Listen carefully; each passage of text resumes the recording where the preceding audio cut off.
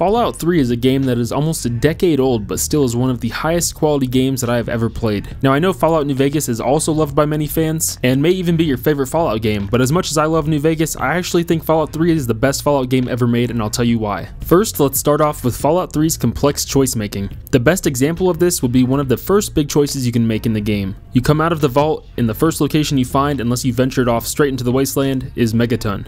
Inside Megaton, just like most of the game, are characters with complex dialogue and actual personalities. One of them is Lucas Sims, the sheriff of Megaton, along with a giant bomb that was dropped there back during the war but never detonated. Talking to the sheriff will allow you the option to disarm the bomb, but if you find another character named Mr. Burke, who's just chilling inside a bar in Megaton, he'll give you the option to detonate it. Now this also ties into karma, which was also a great thing in Fallout 3.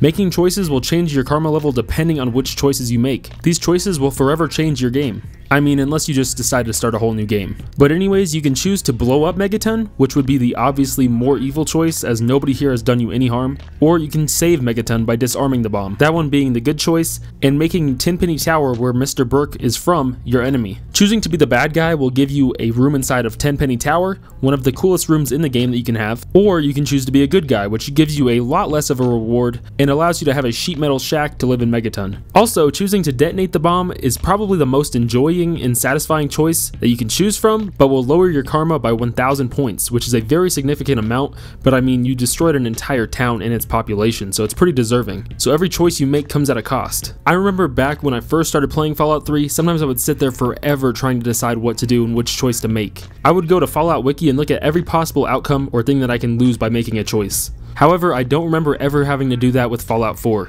The toughest choice that you have in that game is probably in the Far Harbor DLC, but even then, it's really not that big of a choice. There's not a whole lot that you can lose in there. In Fallout 3, there's not really a wrong choice, but certain choices come at different costs. You can lose a quest, characters, or things like that. You may also even open up different possibilities to different quests. But if you chose to disarm the bomb, you will be granted some caps in your sheet metal shack. A speech check would allow you to get more caps from him, but declining the caps would increase your karma instead. But no matter what choice you decide, the game will be forever changed and will lead you to different possible quests, which can all be treated nearly the same as this one. There's different possibilities to each little thing that you do. Just about everything you do in this game can be either treated in a good way or a bad way, a good karma way or a bad karma way. But there's still no wrong choices in here, and you don't fail the game, you just keep going. The decision you make may kill an entire town or defeat an entire quest out of your game, but the game will just continue in a different way. Your story is told completely differently every time you play it. After doing this quest, it leads you to another possible quest, depending on what decisions you make, where there's some ghouls living underground near Tenpenny Tower that just want a safe place to stay, but they're not allowed to stay in Tenpenny Tower because they're ghouls. You can help them or decide not to, and can progress in the quest in multiple different ways with an endless amount of endings to it. But I'm not going to get too much deeper into this because I think it's best for any new players of the game to experience it for themselves. But these types of decisions and quests are all over the wasteland, allowing you to be a good guy, a bad guy, or just staying around neutral karma, which would just make you a decent guy. Not very nice and not much of a bad guy either. And each choice you make can potentially eliminate an entire quest line based on what you've done prior to this point. Another thing is just how much quality was put into this world. Now, if you haven't played the game yet, I highly suggest clicking off of the video now if you haven't already, because this video is just going to get more spoiler filled, and usually I wouldn't do that, but the game's again about 10 years old, so I think it's about time we can talk about spoilers in here. But not only is the map very large, but just about every location in here has something to offer, whether it be quests or something as simple as loot or just some crazy story that has nothing to do with the main story or quests. For example, one of the earliest memories I have of this game is some random town that I wandered through that turned out to be a town full of cannibals who were hiding it. It was one of the creepiest things I've ever seen in this game, and one of the creepiest things at that time that I've ever seen in any game.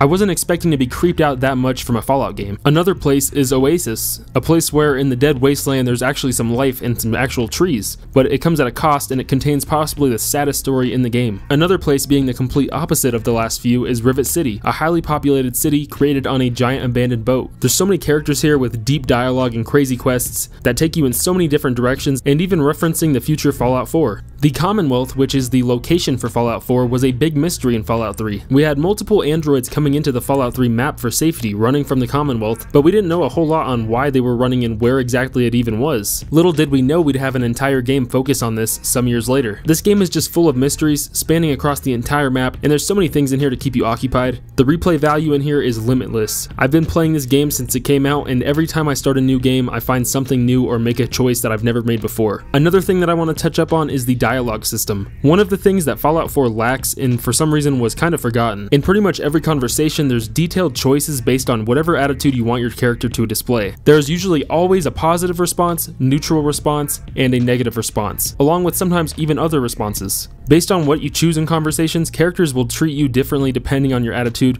related to theirs. One of the reasons I think this was kind of lost in Fallout 4 was because of their new dialogue system where you just pick a button and it's a simple word. And I think that stems from the fact that you actually have a voice as the main character in this game. He's actually voiced by someone. In Fallout 3, you didn't have an actual voice being voiced by an actual person. You just chose your dialogue and then the other character proceeded to talk. And as cool as it is for your character to have a voice in Fallout 4, I think that's one of the reasons why you don't feel as immersed into the game. You feel like you're playing as someone else's character, where in Fallout 3 you play as your own character. You pretty much have to imagine that voice, and I think the voice in Fallout 4 is something that nobody really wanted. The Fallout 3 character and the New Vegas character not having voices, and not being played by a voice actor is one of the things that actually makes you feel like you have a personality in the game, like that's your character. I think the minimal attention to dialogue in Fallout 4 was one of its biggest downfalls. One of the biggest things that this game does that others fail to do is setting a proper atmosphere. New Vegas actually does this amazingly as well, but in a completely different way and setting. The atmosphere is also one of the biggest failures of Fallout 4 in my opinion.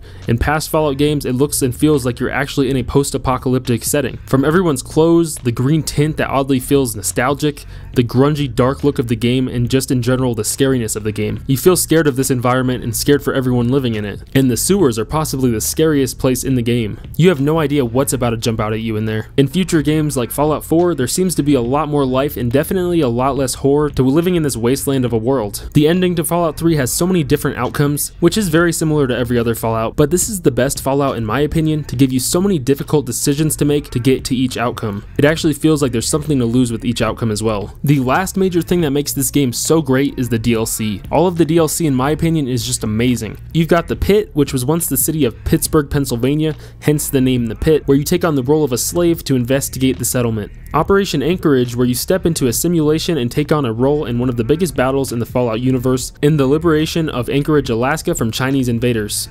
You have Broken Steel, which basically extends the whole game and the main story. Point Lookout, which opens up an entirely new map in the swampy area of which I believe is Maryland.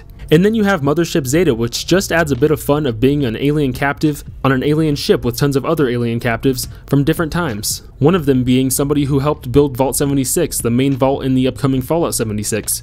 He's of course no longer there, but these DLCs just add so much more to the game. It's hard for me to even pick a favorite because they're all so great for different reasons. Mothership Zeta is a little arguable in terms of competing with the other DLC story-wise, but it's still a ton of fun. If you're planning on playing this game for the first time, I highly recommend getting the Game of the Year edition, which comes with all of the DLC. There's a ton of other things in here that make the game great, such as the creatures, more of the mysteries in here that I can go on and on about, the legendary weapons and armor that you can find which actually feels satisfying to find. I can go on and on about this game, but it would be never ending because the amount of quality put into it. This truly is a masterpiece of a game. Of course, like every game, it does have its flaws, but mostly due to it just being an older game. The mechanics, the controls, the graphics, all of that which could be fixed with a remaster. It's just a shame that we still have no word on a remaster of it.